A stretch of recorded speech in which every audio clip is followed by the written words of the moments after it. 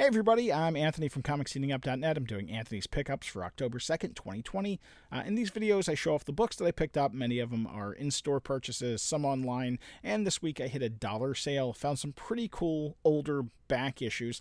Some things that I probably wouldn't have bought otherwise if they weren't a buck. So here's what I picked up today. We'll start with some of the newer stuff. This is an in-store purchase. It is Shengqi #1. It's the 1 in 10 variant. The deal with this one was I didn't want the 1 in 10 character design variant. I just really wanted a regular cover. However, they were sold out of them. The store owner's like, well, if you want a copy, you know, just take the 1 in 10 and I'll give it to you for cover price. I'm like, oh, okay, I'll do that. I've been stocking up on these. They're doing okay online. I think, you know, with this being a Skybound book, there's potential for much more, but it's Stillwater #1. I've probably picked up 4 or 5 copies of this. Just at cover price, and I don't think it's a bad hold at the moment. They're selling for about $10 online, and we'll see where it goes. One of this week's big books that was doing pretty well was kind of a surprise, and that is Department of Truth #1. Now, these are the Lee Harvey Oswald secret variants. The regular cover had John F. Kennedy on it, but these had Lee Harvey Oswald, and they're doing okay. They're doing $12-15 on eBay, so I grabbed a couple of copies.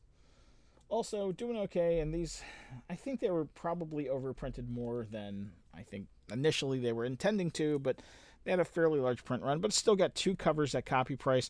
That's Spawn 310, that black and white, just 1 in 5 variant that McFarlane came out with. Now, you don't see many ratio variants on Spawns, so I can't, you know, I just can't pass picking them up. I have a pretty big collection of Spawn books, more for long-term investment than kind of a quick flip, but I do have a couple of these listed on eBay because I have more coming in, so it was one of those things. I gotta grab it, you know, just the 1 in 5 variant, you know, any ratio variant on a Spawn book in general just doesn't normally happen, so...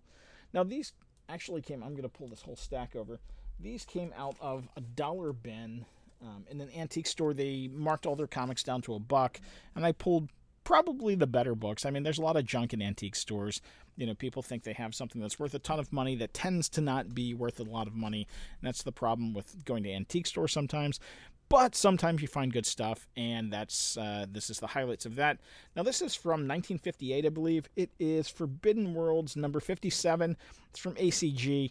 I've got a couple of older Forbidden Worlds, and also its sister book, and I'll show this one, Adventures into the Unknown. That's #87.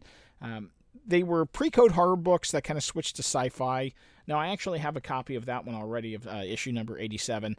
Which I didn't think I did, and I was unsure because I have a couple of different ones, and sure enough I did, so that turned out to be a duplicate. But again, a book from the 1950s for $1, I'm not passing up. You know, it's only 10 times cover price. Now, this was kind of a fun one. I couldn't pass this one up. I'm going to go ahead and show it. It is Ziggy Pig #1. That's Ziggy Pig and Silly Seal. Now, Marvel brought this back recently in one of the... you know, the retro where they were going back through the history of Marvel. So that's Ziggy Pig and Silly Seal. That's #2. This is the second one. And also from Atlas, this is another old pre-Marvel book, is The Adventures of Homer Ghost. But again, for $1, you know, 1950s 10-cent covers, I'm not passing up whatsoever. Now, these weren't in the greatest of shape, but I'm going to start throwing a couple out there, and we'll start with this one, actually. DC book. I know some of these are more Marvel heavy, at least in my collection. Doorway to Nightmare #4. I think I have 1 through 3, so picking that one up for $1, even in, you know, mid to lower grade, couldn't pass it up. And these were cool, and definitely not going to lie that, you know, for $1, I was just pretty thrilled to get them. But we'll start with Daredevil #10. I think Daredevil in general is probably undervalued for being, you know, compared to a lot of the books from Marvel that age. It just hasn't taken off as well as some of the other books, but again, not in the best condition. Lower grade, but for $1, I'm not leaving them in the bins. Also #11. Now, #10 is the first appearance of the Animen, and that continues in #11. Also picked up #21 with that appearance of the owl in there. Kind of a copper book here, but or bronzish book here. The Eternals #3. Again, I think this is the first appearance of, I can't remember which Eternal first appears in it, but it's the first appearance of an Eternal for $1, mid-grade condition, not bad. Finishing up here with the antique store pickups. Flash number 198. Again, 1960s Gil Kane cover. Flash for $1, not passing it up. And same thing with the Flash number 199. Now, I think they had more coming out, so I have to check back next week. And hopefully they'll have more of the good stuff put out for this, dollar price point. And finally, let me find it. I had mentioned that I had picked up a Grail this week, or not this week, but it had come in probably 2 weeks ago, and I haven't done a video since it came in, but it's my chance to show it off. It is, oh, that's really bright, Werewolf by Night, number 32, that first appearance of Moon Knight, which is going to be hot with the Moon Knight book, and there were some talks this week about possibly Keanu Reeves playing it. Now, looking at it, it definitely wasn't pressed. That could use a press and probably gain a little bit of,